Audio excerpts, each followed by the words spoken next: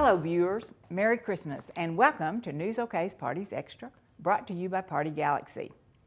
We are here today, the night before Christmas Eve, to talk to Sarah James. She's from Los Angeles and she's author and editor of two blogs, Whoorl and Hair Thursday. Welcome, Sarah. Thank you, Helen. Well, we are happy you're home for the holidays. Tell us a little bit about your background of Oklahoma City and how you got started writing blogs. Well, I grew up in Oklahoma City, went to Bishop McGinnis for high school, and went up to the University of Kansas afterwards. So I was in Oklahoma City for my first 18 years, yes. And actually after college briefly moved back to the city, and but then moved on to Chicago and then now out to Southern California. So I've been out of Oklahoma City for about eight or 9 years total. Have you always been a writer? No, I have not. No, not a writer at all. It was probably my least favorite subject in college. Really? Yes. And you're really good. Oh, well, thank you very much. Thank you.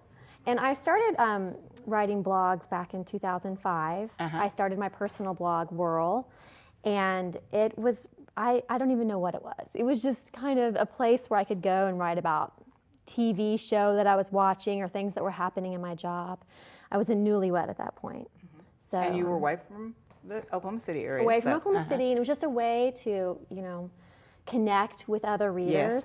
Yes. 2005, there were a lot of blogs out there, but nothing like it is now. And so it was very slow going. I remember looking at the stats for my website after a couple of months, and I told my husband, I'm like, oh, I have 6 readers. There's 6 people in the United States that are reading me, Was that Hair Thursday or Whoorl? That was Whoorl. Yeah, that was Whoorl. And I only wrote Whoorl for, I think, about a year and a half. And I started a feature on Whoorl called Hair Thursday, which was appropriately on Thursdays. Yes. Because we had a lot of banter between a lot of the women on my blog about hair. And then that rolled into its own website. It became so popular that I kind of turned it into its own. It really is popular. It has lots of hits. It's very popular. Yes, it's the most popular of the two, definitely. Well, tell our viewers how you kind of do.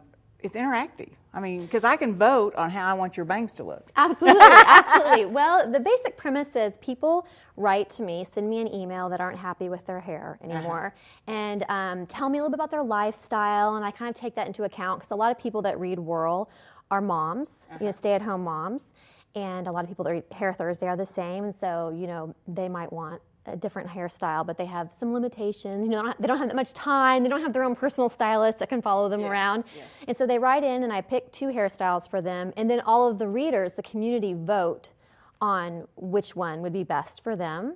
And then I get updates. They come back and send pictures of their new. And it's just really fun. Do they do what the readers think they are? Yeah, they do. They do, and it usually there've been a couple that have been really tight. They're 49, 51%. But they usually do follow, and I do get a lot of updates. That's the thing. A lot of them they don't really have to do it if they don't want to. It's not like I'm going to show up at their doorstep. You need to do that. So, well, you write for some other blogs too. What are they? I do. I was contacted by AOL a couple of years ago to write for their parenting website, which is parentdish.com. And I actually just contribute there now. I've kind of stepped back to put more focus on my personal blogs, but I'm still at parentdish.com. And I also write for a website called Filter for Good, which is owned by Brita, the company that makes the water filtration pitchers. Yes. And they have a great blog about easy ways to become more eco-friendly. And I have a weekly column just writing about being a mom of a young toddler and easy ways to become greener in my lifestyle that aren't, too over the top, just easy things you can do. I think Hair Thursday really rocks anyway. So, Thank you. Do you have some tips that you've kind of brought to us for holiday hair? We're in the holidays and next week is going to be, we're coming to Christmas, but then New Year's. What kind of holiday hair is looking good? Well, you're actually rocking a little holiday look. And in fact, for hair, that's what's really popular right now is actually embellishments in the hair. Really?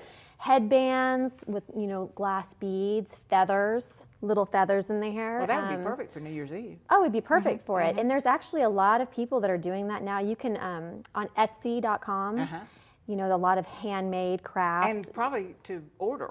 Oh, what yeah, you would like to order, and yeah. you can find things that are just perfect. Or you could just, something as easy as a little headband at Forever 21, or, just like a, cheap little headband to put in there. And then I've seen a lot of updos, too.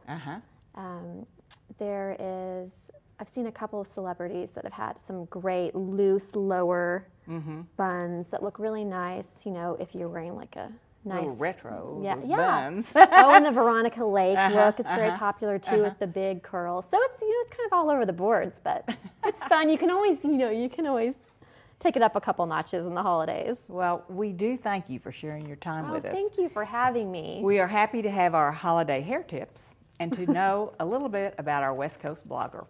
We wish you and your precious families happy holidays and a joyous new year. Thanks to Troctus, Jim Valiant, and Kathy Blair for our flowers, and to Joy Rebelt at JRB Art at the Elms Gallery for our background artwork.